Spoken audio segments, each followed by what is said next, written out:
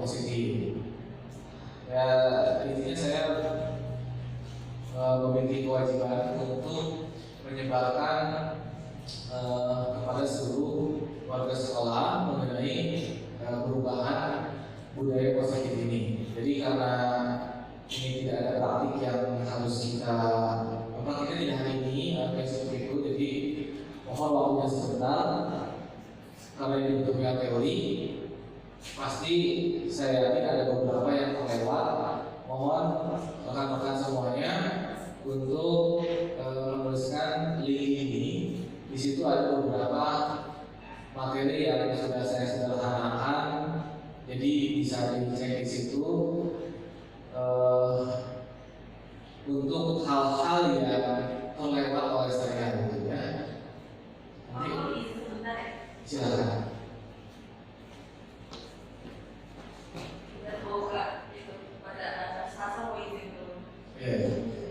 Baik, saya lanjut aja. Itu linknya bit.ly / materi budaya positif. Kalau mau dibuka silahkan dibaca-baca. Oke, yang pertama itu adalah teori kontrolnya sendiri. Jadi teori kontrol ini menurut Dr. William Glasser awalnya berbentuk kontrol. Yang satu adalah penguatan positif atau rujukan segala usaha mempengaruhi murid agar mengulangi sesuatu perlakuan tertentu adalah suatu usaha untuk mengontrol murid tersebut dalam jangka waktu tertentu. Kemungkinan murid tersebut akan menyadari dan mencoba untuk menolak rujukan kita, atau bisa jadi murid tersebut menjadi tergantung pada pendapat sang guru untuk berusaha. Lalu yang kedua adalah menggunakan kritik dan rasa bersalah untuk mengontrol murid menuju pada identitas legal. Nah, dalam pengantar ini lalu seorang psikolog juga namanya Stephen R. Covey dan menyampaikan kepada saya tahu berpikir dan mengembangkan bagaimana merubah dari awalnya teori stimulus respon seperti tadi itu ke teori kontrol yang dikembangkan oleh si Stephen ini. Contoh di tabel itu ada yang pertama, kalau di stimulus responnya realitas atau kebutuhan kita sama. Di teori kontrol dirubah menjadi realitas atau kebutuhan kita itu berbeda. Artinya kita punya kebutuhan masing-masing. Selanjutnya semua orang dengan hal yang sama. Setiap orang, teori kontrolnya setiap orang memiliki gambaran yang berbeda. Dan seterusnya sampai ke model berpikir menang kalah. Nah, sedangkan teori kontrol itu model berpikirnya menang, artinya tidak ada yang kalah. Saya lanjut dulu. Sekarang masalah disiplin. Makna disiplin ini apa? Awalnya saya pun mengakui bahwa kita memaknai disiplin ini adalah sesuatu yang dilakukan seseorang pada orang lain untuk mendapatkan kepatuhan dan cenderung menghubungkan kata disiplin itu dengan ketidaknyamanan. Sedangkan disiplin kita harus berubah definisinya menjadi menanamkan motivasi pada siswa, yaitu untuk menjadi orang yang mereka inginkan dan menghargai diri sendiri dengan nilai-nilai yang mereka percaya atau yang ini, sehingga memiliki motivasi intrinsik yang berdampak jangka panjang, motivasi yang tidak akan terpengaruh pada adanya hukuman ataupun hadiah. Nah, disiplin yang dirubah itu harus menjadi seperti ini. Di situ ada yang istilah kebal, yaitu motivasi, menghargai diri sendiri dengan nilai-nilai yang mereka yakini dan percaya, sehingga tumbuh motivasi intrinsik. Motivasi intrinsik itu motivasi dari dalam diri dia yang nantinya akan berdampak jangka panjang. Saya lanjutkan lagi.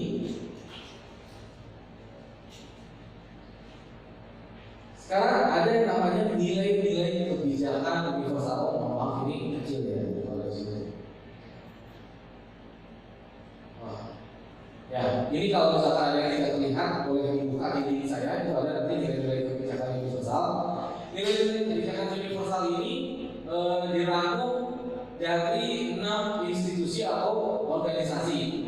Ya, di antaranya yang pertama itu profil belajar Pancasila yang sudah kita ketahui semuanya, dari mulai beriman, mandiri, kritis, keberpihakan global, gotong royong, dan kreatif. Lalu ada juga dari IBO, toleransi, rasa hormat, dan seterusnya, yang merupakan nilai-nilai kebijakan secara universal. Ya, ini nanti bisa dicek di link yang saya share tadi. Nah, lalu untuk yang poin ke-6 ini, dia merumuskan proyeksi dari nilai-nilai kebijakan itu. Contoh, misalkan peduli itu turunannya keterus-terangan, kebersihan, komitmen, belas kasih, percaya diri, bertujuan, tegang rasa, gotong royong, dan seterusnya, rajin, keberanian, kesatuan, kreatif, dan seterusnya, integritas, kebahagiaan, keadilan, dan seterusnya, rasa hormat, tanggung jawab, pengabdian, bijaksana, bersyukur, toleransi, dan seterusnya. Nah, ini adalah nilai-nilai kebijakan universal yang dirangkum dalam materi budaya positif ini. Selanjutnya ada 3 motivasi perilaku manusia. Yang pertama, perilaku manusia itu untuk menghindari ketidaknyamanan atau hukuman. Ini adalah tingkat rendah dari motivasi perilaku manusia. Ya, motivasi ini bersifat eksternal. Nanti kita akan gali lagi yang dimaksud dengan motivasi eksternal itu seperti apa. Yang kedua, untuk mendapatkan imbalan atau penghargaan dari orang lain. Di sini satu tingkat lebih tinggi lah dibanding yang pertama kali. Di sini orang berlaku untuk mendapatkan imbalan atau penghargaan dari orang lain. Mereka juga melakukan sesuatu untuk mendapatkan hadiah, pengakuan atau imbalan. Ini masih bersifat eksternal. Dan yang ketiga, ini yang menjadi intisari dari budaya positif ini sebetulnya, untuk menjadi orang yang mereka inginkan dan menghargai diri sendiri dengan nilai-nilai yang mereka percaya. Ya, ini adalah intisarinya.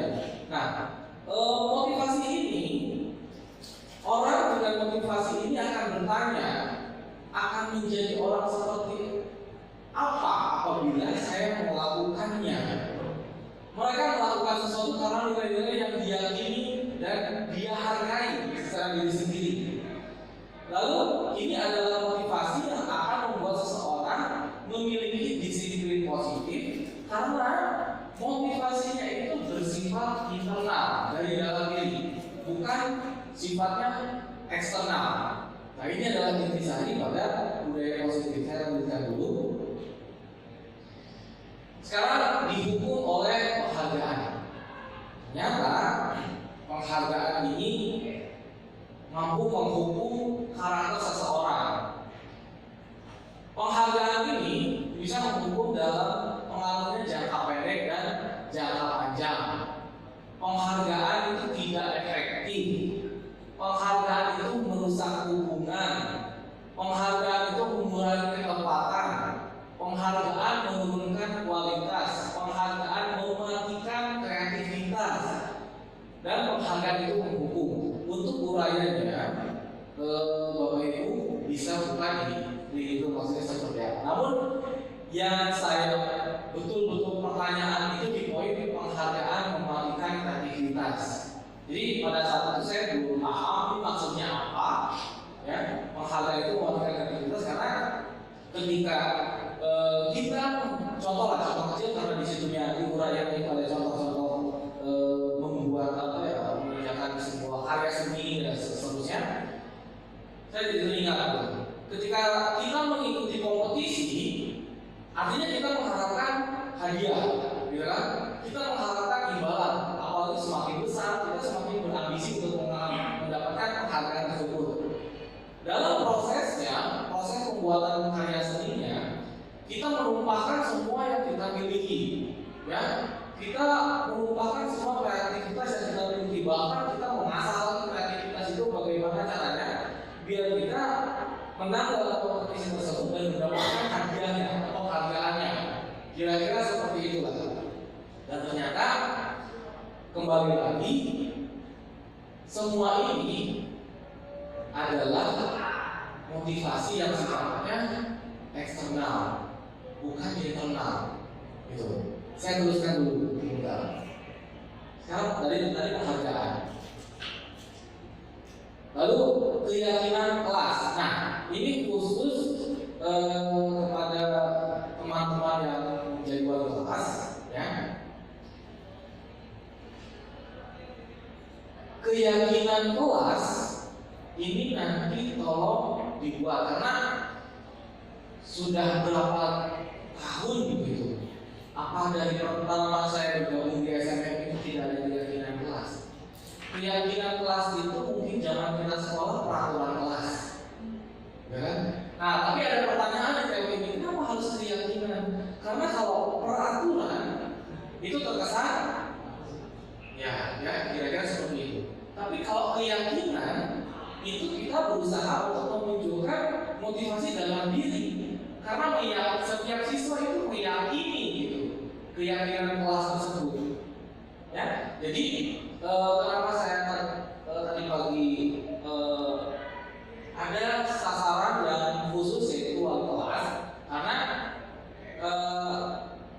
tolong wali kelas nanti di setiap kelasnya itu membuat keyakinan kelas. Tahapannya nanti bisa dilihat yang lebih rincinya di tadi. Lihat daftar kebajikan yang telah disusun. Tadi ada yang saya tampilkan. Lalu tentukan kebajikan yang ingin dijadikan perhatian utama di sekolah Anda dalam proses curah pendapat. Curah pendapat itu diskusi, ya, tukar pendapat secara kelompok. Sempurnakan beberapa daftar nilai-nilai kebijakan utama bahas kembali dalam kelompok utama. Buatlah poster atau membuat di media sosial keyakinan sekolah atau kelas tersebut. Pembentukannya, keyakinan kelas bersifat lebih abstrak daripada peraturan yang lebih rinci dan konkret. Keyakinan kelas berupa pernyataan yang universal. Pernyataan keyakinan kelas senantiasa dibuat dalam bentuk yang positif. Keyakinan kelas hendaknya tidak terlalu banyak sehingga mudah diingat dan dipahami oleh semua warga kelas. Ini lingkupnya kelas. Keyakinan kelas sebaiknya sesuatu yang dapat terapkan di lingkungan tersebut. Semua warga kelas hendaknya ikut berkontribusi dalam pembuatan keyakinan kelas lewat kegiatan curah pendapat. Dan yang terakhir, bersedia meninjau kembali keyakinan kelas dari waktu ke waktu. Prosedur pembuatannya ini pasti terlalu kecil, nanti bisa dibaca. Dibuat kelompok, dibuat beberapa kelompok dalam satu kelas itu. Entah kalau misalnya kita ada 12, ya buatlah 4 orang, berarti ada 3 kelompok, gitu ya. Nah, pertama ini mempersilahkan warga sekolah atau guru di sekolah atau kelas, ya, untuk bercurah pendapat tentang peraturan yang perlu disepakati di sekolah, yang nantinya menjadi keyakinan kelas. Mencatat semua masukan-masukan para murid di papan tulis atau di kertas besar ukuran poster di mana semua anggota kelas sekolah bisa curah pendapat. Susunlah keyakinan kelas sesuai prosedur pembentukan keyakinan kelas. Dan gantilah kalimat-kalimat yang tadinya negatif menjadi positif. Misalkan kalimat negatifnya itu jangan berlari di kelas atau koridor, atau dilarang berlari di kelas atau koridor. Nah, kalimat ini dirubah menjadi kalimat yang positif. Berjalanlah di kelas atau koridor. Contohnya seperti itu. Lalu yang keempat, tinjau kembali curah pendapat yang sudah dicatat. Ya, Anda mungkin dapat mendapati bahwa pernyataan yang tertulis di sana masih banyak yang berupa peraturan-peraturan dan seterusnya. Yang kelima adalah tinjau ulang kembali keyakinan sekolah atau kelas secara bersama-sama. Yang keenam, setelah keyakinan kelas selesai, semua warga kelas dipersilakan meninjau lagi dan menyetujui dengan menandatangani keyakinan kelas, termasuk guru dan semua murid. Yang ketujuh, keyakinan kelas selanjutnya bisa dilekatkan di dinding dan ditempel di kelas di tempat yang mudah dilihat semua warga kelas. Nah, nanti teman-teman yang bertugas sebagai wali kelas, tolong setiap kelasnya dibuatkan keyakinan kelas, gitu ya. Nanti tujuannya untuk apa? Tujuannya kita lihat di belakang nanti. Setelah itu kita harus tahu 5 kebutuhan dasar manusia.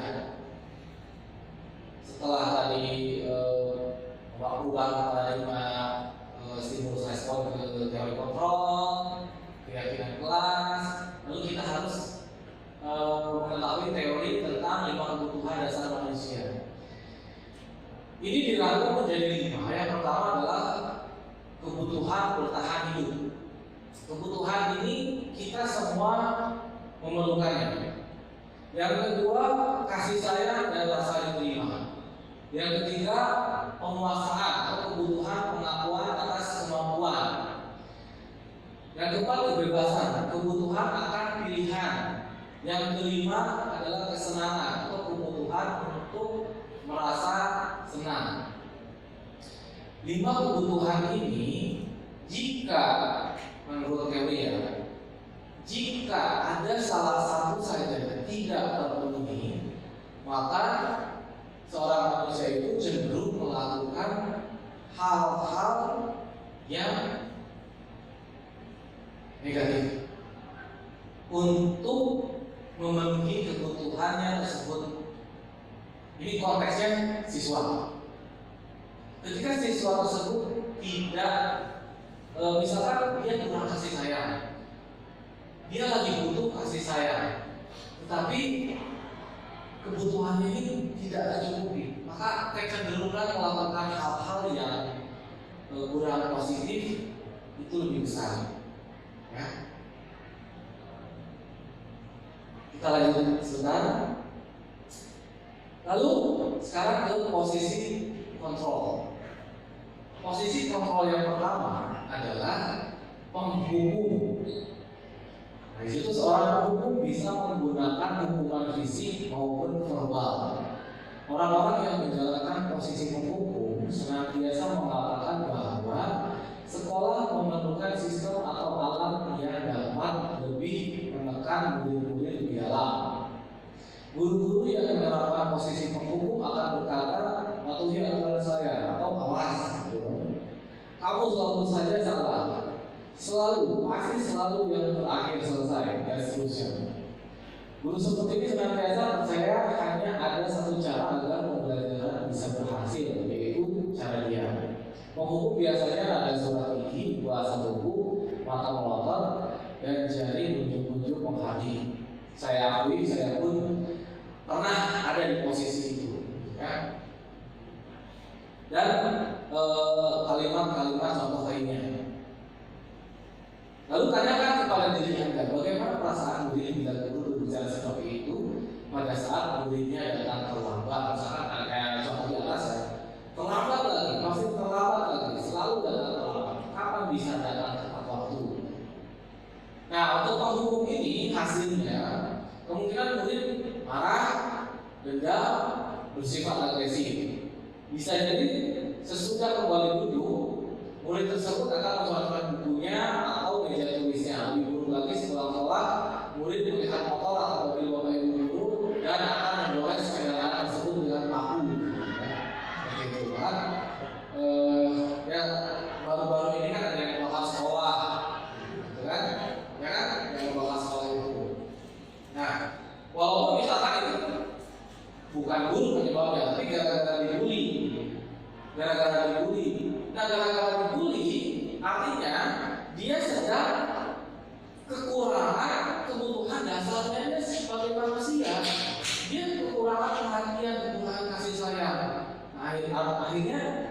dia bertindak di luar batas gitu, sampai berani membakar sekolah.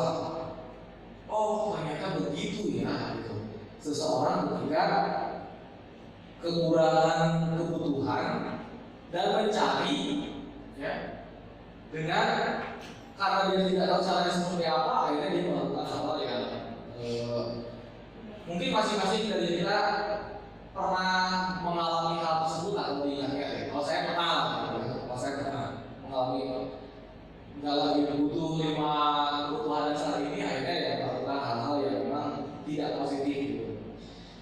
Selain menghukum, bagi urutan tertinggi menghukum itu, urutan paling bawah. Yang kedua adalah membuat merasa bersalah. Itu menarik. Kalau posisinya seperti ini, guru akan bersuara lebih lembut. Ya, pembuat merasa ini menggunakan keinginan yang membuat orang lain merasa tidak nyaman, bersalah atau rendah diri. Kata-kata yang keluar dengan lembut akan seperti contohnya, ibu sangat kecewa sekali dengan kamu. Berapa kali bapak harus memberitahu kamu ya? Saya akui saya pun pernah di posisi ini. Jujur. Lalu membuat hasilnya langsung saja murid akan merasa bersalah. Ya? Bersalah telah mengecewakan guru, murid akan menjadi orang yang gagal, tidak sanggup membahagiakan orang lain. Kadang-kadang sikap seperti ini lebih berbahaya dari sikap menghukum, karena emosi akan tertanam rapat di dalam murid menahan perasaan. Tidak seperti ini murid dalam dengan guru menghukum, di mana murid bisa menumpahkan amarahnya walaupun dengan cara negatif. Murid katakan seperti inilah yang tiba-tiba bisa meletus amarahnya dan bisa menyakiti diri sendiri atau orang lain. Ya, menurut psikologi seperti itu. Yang selanjutnya adalah ini teman, maaf ya, teman.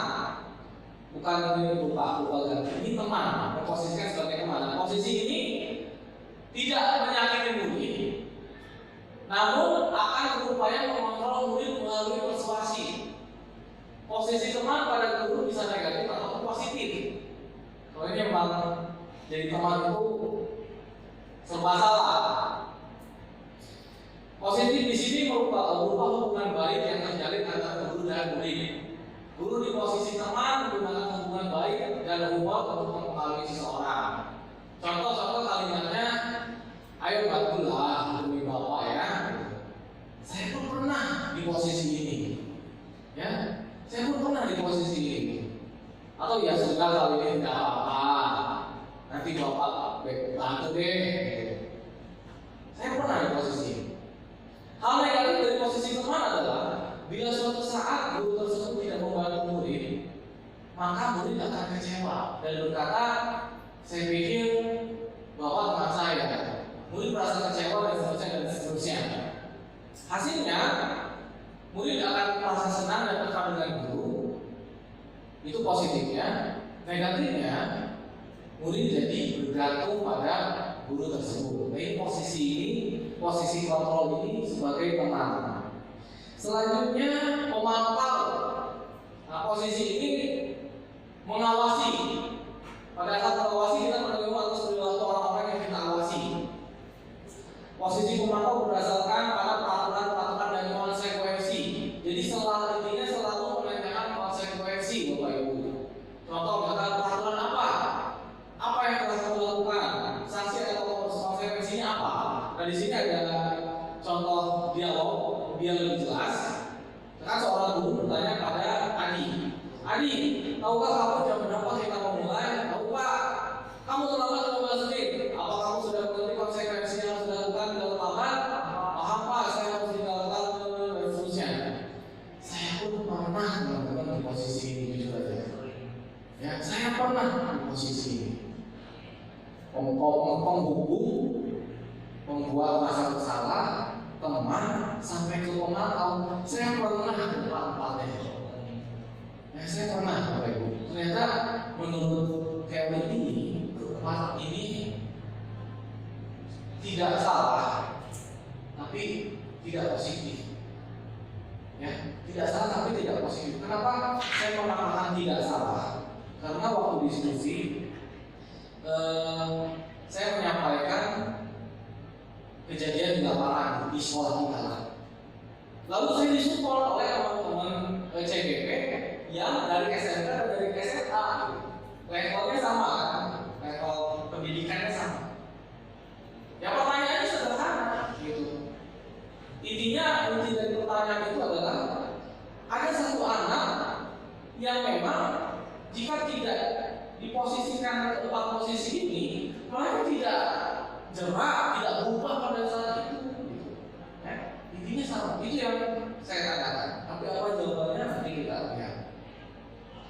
Yang terakhir itu posisi malaikat ya. Ini posisi yang dianjurkan adalah posisi sebagai manajer. Posisi manajer ini di mana guru berbuat sesuatu bersama dengan murid, mempersilahkan murid mempertanggungjawabkan perilakunya, mendukung murid agar dapat menemukan solusi. Lalu seorang manajer itu memiliki kewenangan di posisi teman maupun pemantau, dan dengan demikian bisa jadi di waktu-waktu tertentu kedua posisi tersebut bila diperlukan. Bila menginginkan murid kita menjadi manusia yang merdeka, menghindari tanggung jawab, maka kita perlu mengacu pada restitusi yang dapat menjadikan murid kita seorang manajer bagi dirinya. Nah, contoh dialognya itu apa yang kita yakini? Apakah kamu meyakininya? Jika kamu meyakininya, apakah kamu bersedia memperbaikinya? Jadi perbedaan yang signifikan itu ini mirip-mirip pemantau sebenarnya. Hanya kalau pemantau itu menanyakan konsekuensinya. Kayak misalkan Farah, kalau kamu salah, ya Pak, tahu nggak konsekuensinya kalau kamu telat? Misalkan. Kalau manajer itu tidak. Kalau manajer menanyakan bagaimana memperbaikinya, bagaimana solusinya, ya? Dengan ada yang suara tulus, bahwa tidak takut, mendekat ke murid, luar biasa bagi Bapak Ibu. Apalagi saya pribadi orangnya yang kedekatan itu memang tantangan juga untuk memposisikan guru di posisi kontrol manajer, ya. Bahkan zaman kita sekolah, mungkin teman-teman mengalami lah banyak guru-guru yang sampai nangis, ya, sampai nangis gara-gara kesalahan satu murid, gitu. Mending bandelnya kayak gimana? Cuma gara-gara nggak ngerjain PR, nangis gurunya, ya kan? Itu terjadi tuh zaman saya sekolah. Contoh nih, ada kamu dialog, guru, tadi apakah kamu mengetahui yang berapa salah mulai, Pak, yang tujuh? Ya, jadi kamu terlambat. Kira-kira bagaimana kamu akan memperbaiki masalah ini? Nah, kayak gitu. Contoh-contoh kalimatnya itu manajer. Pada posisi manajer, maka suara guru sebaiknya tulus, tidak perlu marah, tidak perlu meninggikan suara, dan seterusnya.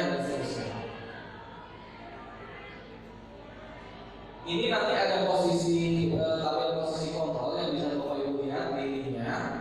Di situ ada namanya ya, 5 posisi tabel posisi kontrol. Biar lebih jelas lagi contoh-contoh kalimat dari mulai posisi kontrol penghukum, pembuat bersalah, teman, pemantau, dan manajer. Ya, nanti Bapak Ibu bisa lihat. Sudah jam 11. Sekarang kita nonton dulu video sebentar. Gambaran.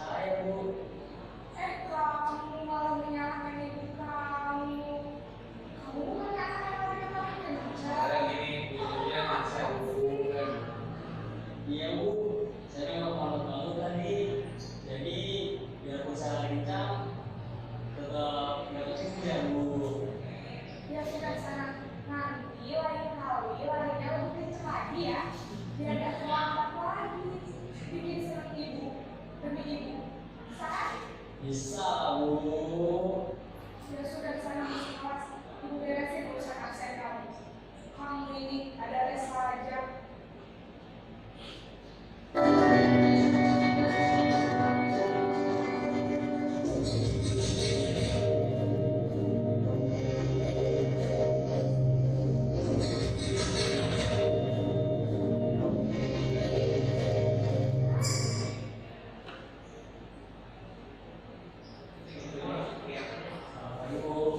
Nah, Ren, apa peraturan sekolah kita tentang jam berapa kita harus masuk sekolah? Nah, Kita harus di sekolah jam 7, Bu. iya betul. Sekarang sudah jam 7.20. Nah, sudah tahu konsekuensinya jika terlambat hadir. Paham, Bu? Saya harus tinggal kelas pas jam istirahat selama 20 menit. Iya benar, konsekuensinya demikian. Jadi nanti jam 9.30 pas istirahat, kamu harus tinggal di kelas, kerjakan tugas tambahan untuk ketinggalan kamu, ya? Baik, Bu.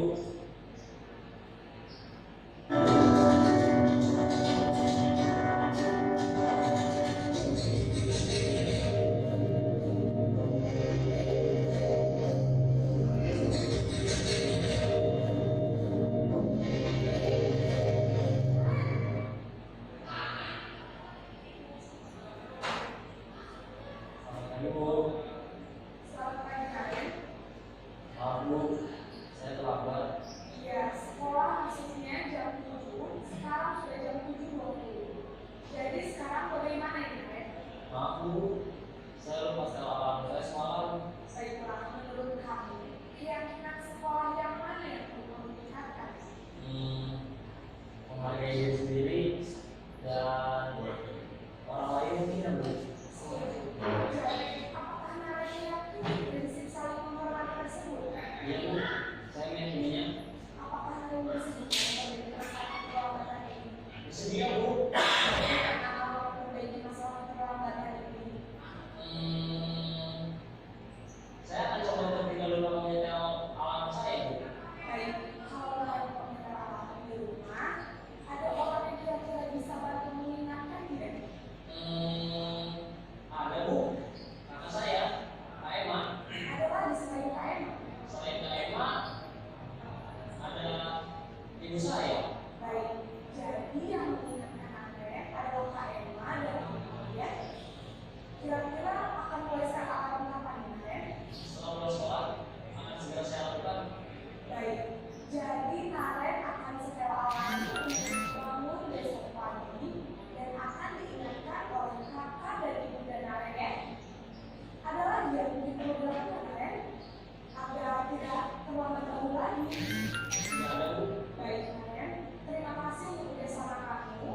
Sekarang kamu perlu kembali ke kelas untuk belajar. Baik, Bu. Terima kasih.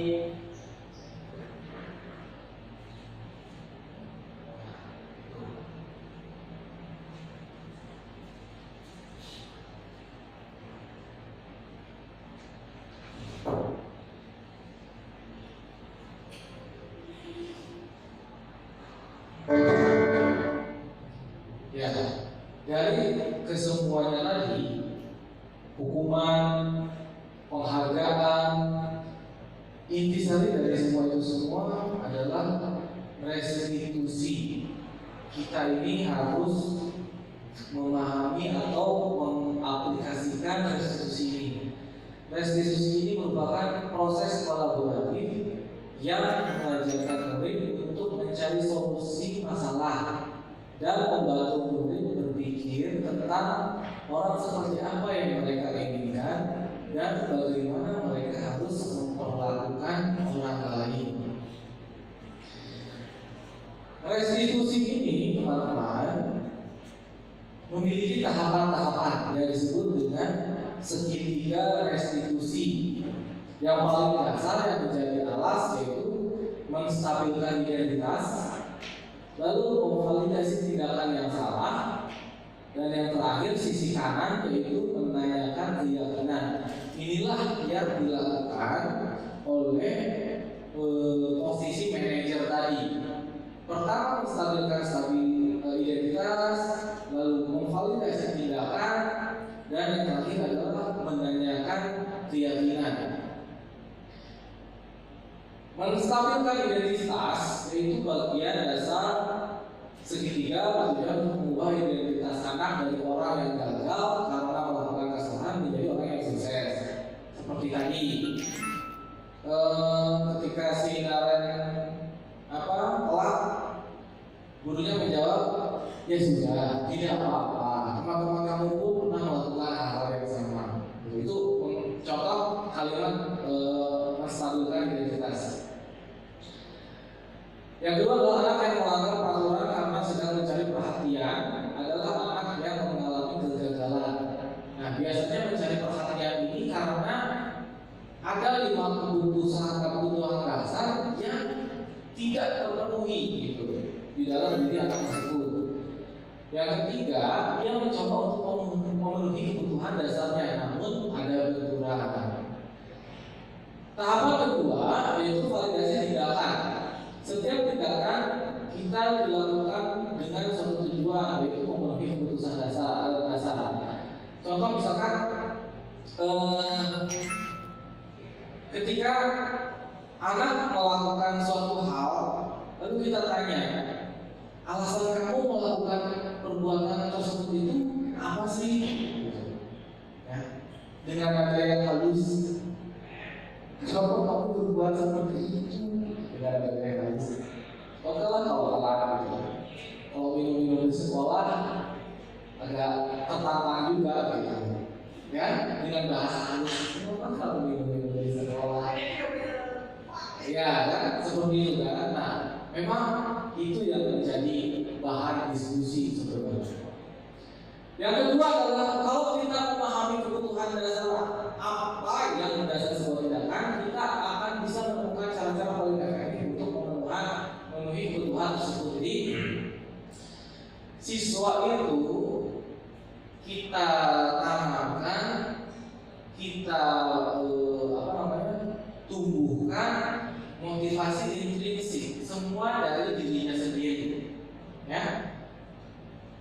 Yang ketiga, menanyakan keyakinan. Teori Plato menyatakan bahwa kita pada dasarnya termotivasi secara internal. Ketika identitas sukses telah tercapai katakanlah, dan tingkah laku yang salah telah divalidasi, yaitu validasi tindakan yang salah, maka akan siap untuk dihubungkan dengan nilai-nilai yang dia percaya dan berpindah menjadi orang yang dia inginkan. Seperti tadi contohnya lah.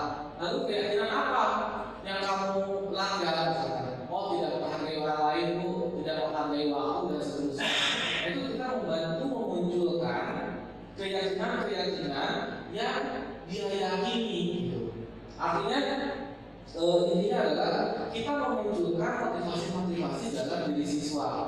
Jangan sampai motivasi itu hanya bersifat eksternal. Kenapa? Ini yang poin paling pentingnya adalah karena yang sifatnya eksternal mungkin akan efektif pada saat itu, ya. Tetapi dia akan berdampak pendek. Contoh, misalkan pagi di SMP berantem, ya, dihukum sama gurunya, ditampar atau macam.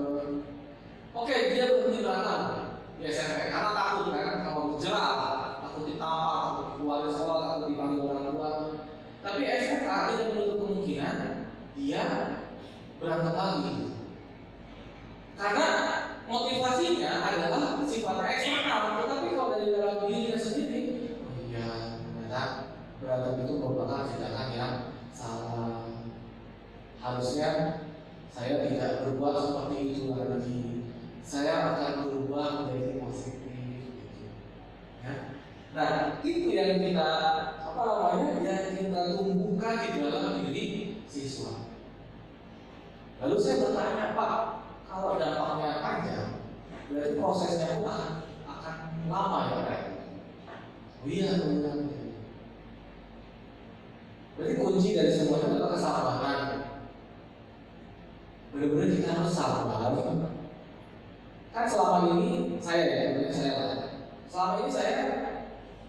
berusaha untuk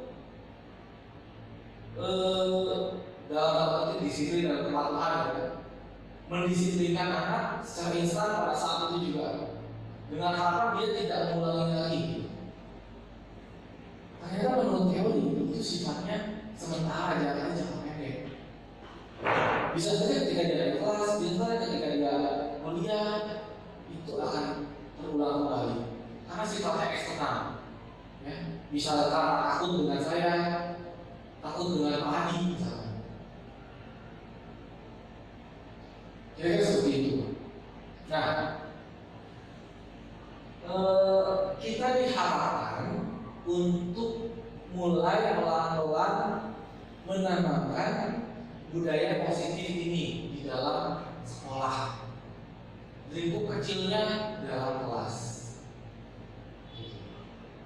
Dari semua teori tadi ada 3, yaitu hukuman, konsekuensi, dan restitusi. Kalau hukuman diberikan saat itu juga dengan tujuan membuat orang patuh atau jahat, kira-kira seperti itu, dan takut membuat kesalahan yang sama.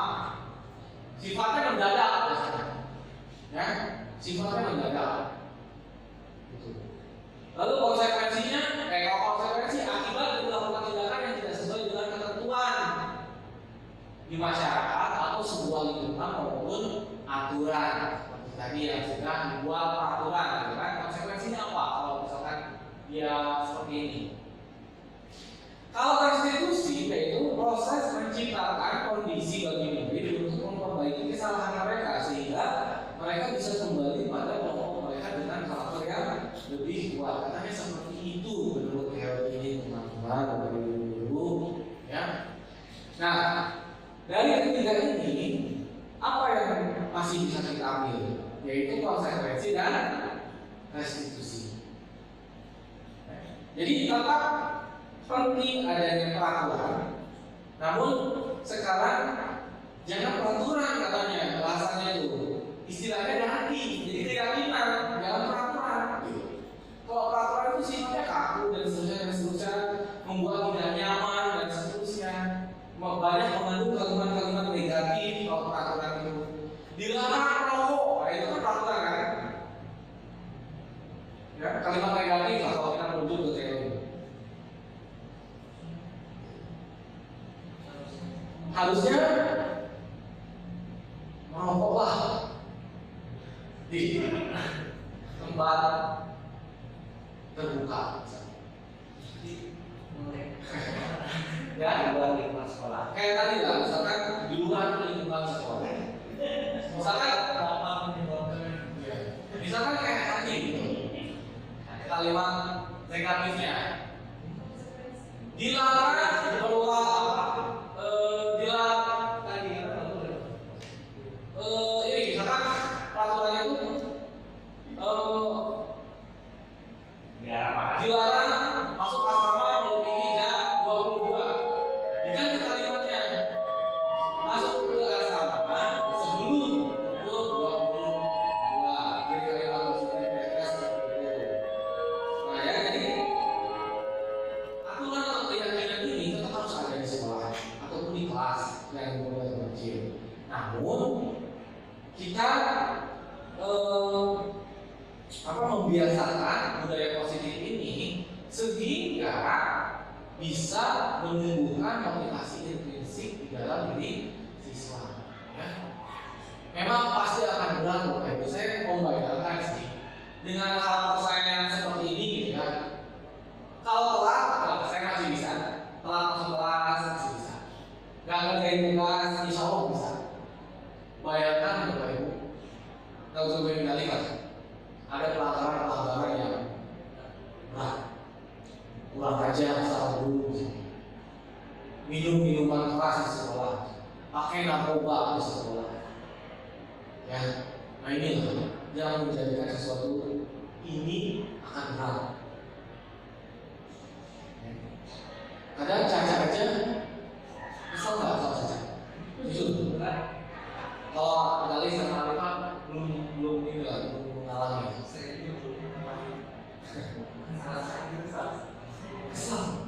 Kesel kan? Apalagi orang tua anaknya sendiri selalu kesel.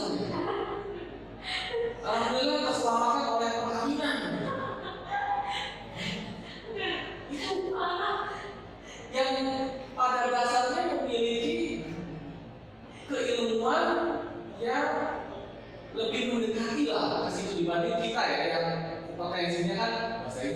musik, sejarah.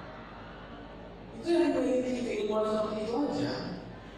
Merasakan posisi-posisi yang tadi dijelaskan, menghukum, membuat merasa bersalah dan seterusnya. Nah kita itu memang harus dilakukan bersama-sama. Saya pun sudah membayangkan, ini berat. Kalau telat tidak mengerjakan tugas itu masih oke lah. Insya Allah masih bisa dengan nada yang tulus, tatapan muka yang ramah, gestur tubuh yang tenang, bisa lah, insya Allah. Insya Allah bisa. Kita berusaha. Tapi mudah-mudahan jangan sampai ada pelanggaran yang berat, pelanggaran yang berat. Ini tetap harus menjalankan konsekuensi. Tapi kita nanti harus bisa membedakan mana yang hukuman, mana yang konsekuensi. Ya, tadi kan dicontohkan misalkan telat datang ke sekolah, lari 2 keliling di lapangan, itu hukuman. Ya, kalau misalkan Farah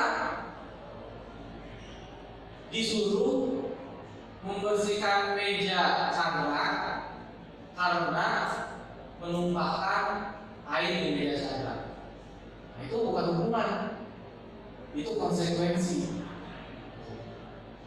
Jadi harus membedakan. Nah, yang dihindari itu adalah hukuman. Karena hukuman itu biasanya bersifatnya diberikan saat itu juga, mendadak, improv kadang-kadang. Saya seperti itu loh, teman-teman. Dan itu ternyata bukan budaya yang positif. Ternyata dampak ke siswa itu lumayan. Ya, sampai ini ada satu lagi, identitas gagal dan identitas sukses. Ada di itu, silahkan dibaca. Contoh yang pertama deh, misalkan ini hukuman itu tidak nyaman untuk murid dalam jangka waktu yang panjang.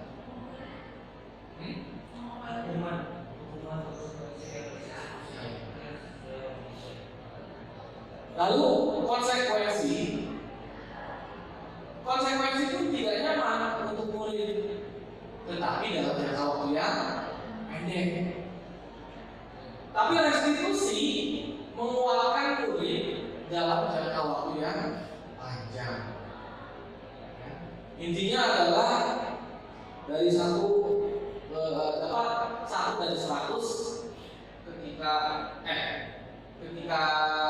hanya 1 dari 100 ketika dijalankan restitusi dengan langkah-langkah segitiga restitusi tadi yang jangka waktunya hanya pendek.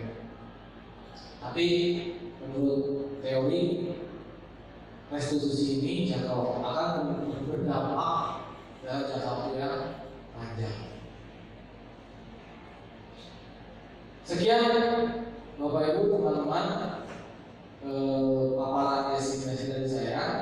Mudah-mudahan kita semua bersama-sama bisa memposisikan diri menjadi posisi manajer bagi anak didik kita dan memahami 5 kebutuhan dasar anak didik kita. Apakah 5 kebutuhan ini sudah terpenuhi atau tidak?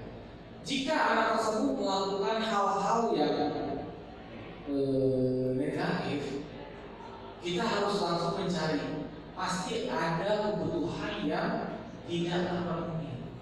Ketika mereka berusaha memenuhinya, terbentur oleh hal-hal lain, akhirnya berontak melakukan tindakan yang negatif. Dan juga jangan lupa teman-teman wali kelas, ya, pertemuan pertama tolong untuk membuatkan diagram kelas. Kelas 10, 11, 12 tidak perlu sama, ya. Jadi nanti prosedur pembuatannya silakan dilihat, ya. Jadi sediakan apa tuh? Apa sih? Pleno ya, bukan kertas buram ataupun apalah karton sama stiker gitu kan. Dari masing-masing kelompok tuliskan keyakinan kelas apa aja. Saya ada contoh keyakinan kelas, coba saya tunjukkan dulu.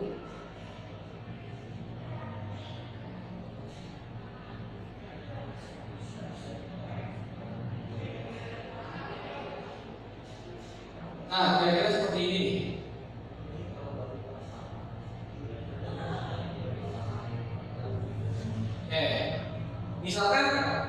Misalkan untuk kelas 12, ya, untuk kelas 12 nilai kebajikan universal yang disepakatinya adalah pertama bersikap positif, kan tadi kan harus abstrak sifatnya kan, ya, jangan terlalu komplit, harus abstrak. Yang pertama nilai kebajikannya bersikap positif, misalkan. Yang kedua percaya dan menghormati orang lain dan barang miliknya, misalkan untuk kelas 11. Nilai kebajikan itu nanti diturunkan nih. Oh, bersikap positif itu biasanya seperti apa saja? Yang tampak seperti beribadah tepat waktu, menyapa dan mengucapkan salam, datang tepat waktu dan seterusnya. Tidak tampak seperti hal yang tidak dilakukan, ya, yang tidak mencerminkan sikap positif, tidak menjalankan ibadah, sombong dan ragu, datang terlambat dan seterusnya. Berbanding terbalik dengan yang sebelah kiri. Percaya dan menghormati orang lain dan barang miliknya. Yang harus apa? Izin menggunakan barang milik orang lain dan melakukan sesuatu. Yang tidak tampaknya menggunakan barang milik orang lain tanpa izin dan seterusnya. Nah, lalu setiap anggota kelas melakukan tugas yang terdengar, artinya bersifat verbal. Contoh yang pertama, selamat siang, salam bapak ibu dan seterusnya. Izin masuk ruangan. Selama ini kan contoh lah ya, contoh karena mungkin memang sifatnya seperti itu. Mikhail itu kalau masuk tuh nggak pernah salah, nggak pernah bilang izin, pernah itu saya bilang apa gitu kan. Nah, karena memang tidak menghargai orang lain. Saya lagi menjelaskan ada seorang pemain dan itu kan kursinya di pojok sana kan, ini di sini, di sana, saya ada di sini, seorang pemain atau ngomong salam atau apa, atau saya gitu. Ya, seperti itu. Itulah contoh-contoh tindakan yang nyata di sekolah kita. Gitu. Terus maaf, bisa minta tolong, tidak hanya berdua tapi sesama teman. Bilang terima kasih, itu saya melihat menghargai pendapat orang lain, berbagi ketika membeli sesuatu, meminta izin terlebih dahulu dan seterusnya. Dalam perilakunya senyum, sapa, salam. 5S kita itu kan senyum, salam, sapa, santun, sopan, kan? Nah itu tuh contoh lah. Berjabat tangan dengan sesama muhrim. Ini tugas saya bikin gitu. Ya, jadi meminimalisir pacaran lah, ya. Berbagi ketika memiliki sesuatu dan berpenampilan menarik, jangan kalah sama SMA. Nah, teman-teman, itu saja bisa saya sampaikan. Mungkin ada yang mau didiskusikan, tapi sifatnya diskusi saja karena saya pun secara menyeluruh pasti ada yang terlewat lah. Banyak teori-teori yang terlibat. Silakan.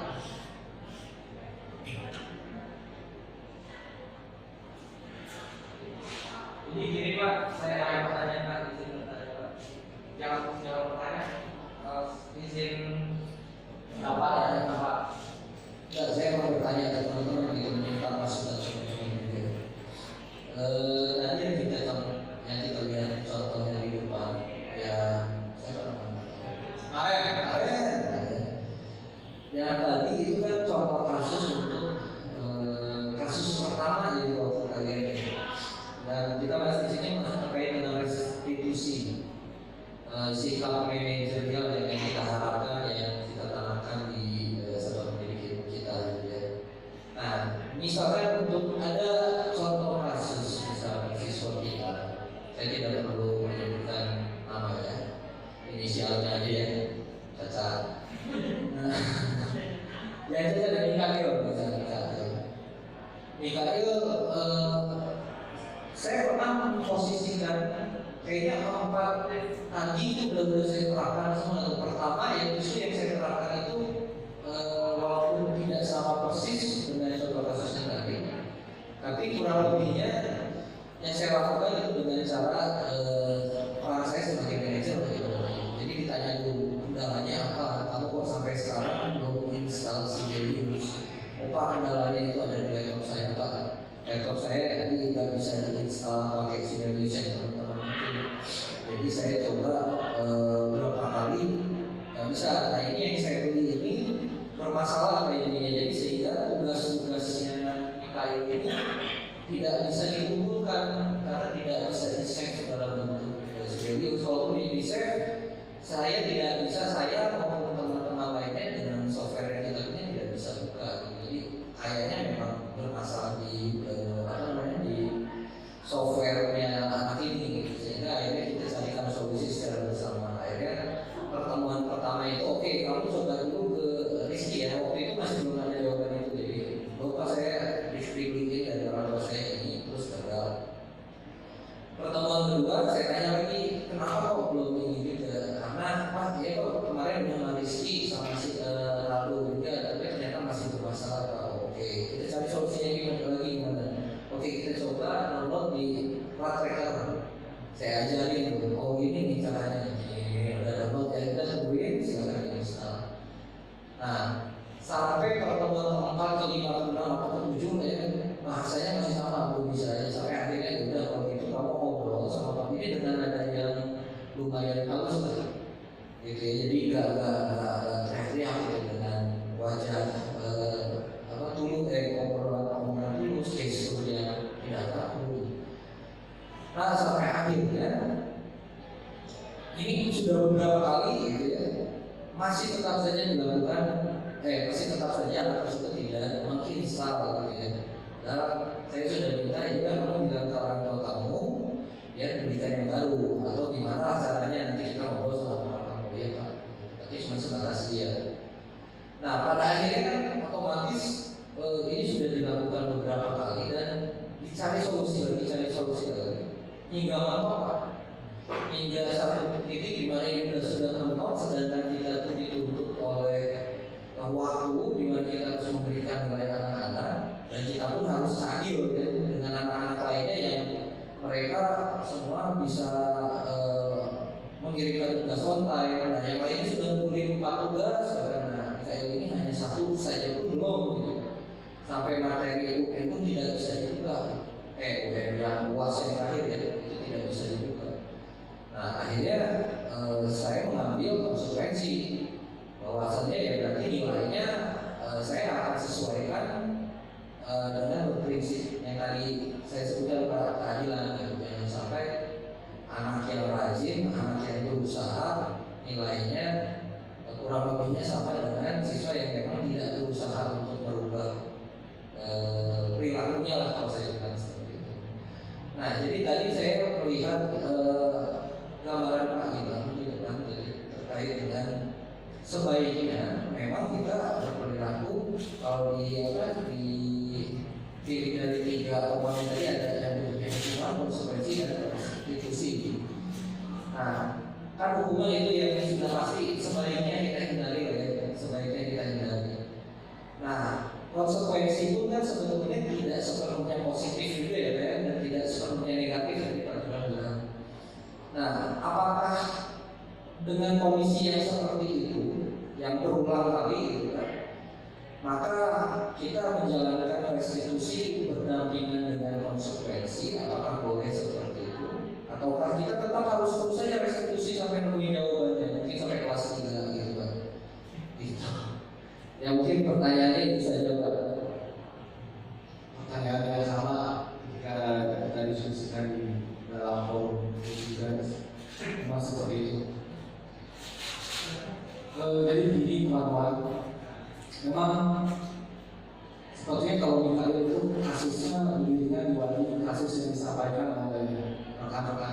sesama CPP, lebih parah lagi. Jika kita mengacu pada teori ini dan kita membaca restitusi itu apa sih? Restitusi itu menciptakan kondisi bagi murid untuk memperbaiki kesalahan mereka. Proses kolaboratif mengajarkan murid untuk mencari solusi. Restitusi membantu murid menjadi lebih memiliki tujuan, disiplin positif, dan memulihkan dirinya setelah berbuat salah. Melalui restitusi, ketika murid berbuat salah, guru akan menanggapi dengan cara yang memungkinkan murid untuk membuat evaluasi internal tentang apa yang dapat mereka lakukan untuk memperbaiki kesalahan mereka dan mendapatkan kembali harga dirinya. Restitusi membutuhkan korban, tetapi juga membutuhkan orang yang telah berbuat salah. Makanya dalam tahapan menstabilkan identitas itu selalu diawali dengan kata tidak apa-apa dan seterusnya untuk menstabilkan, bukan membenarkan kesalahannya. Ada peluang luar biasa bagi murid untuk bertumbuh dan seterusnya. Poin restitusi bukan untuk menebus kesalahan, namun untuk belajar dari kesalahan. Restitusi memperbaiki hubungan. Restitusi adalah tawaran, bukan paksaan. Restitusi menuntut untuk melihat ke dalam diri, mencari kebutuhan dasar yang mendasari tindakan. Restitusi diri adalah cara yang paling baik. Nah, sampai dengan restitusi itu sifatnya akan menguatkan mental siswa agar menjadikan mental siswa yang kuat dan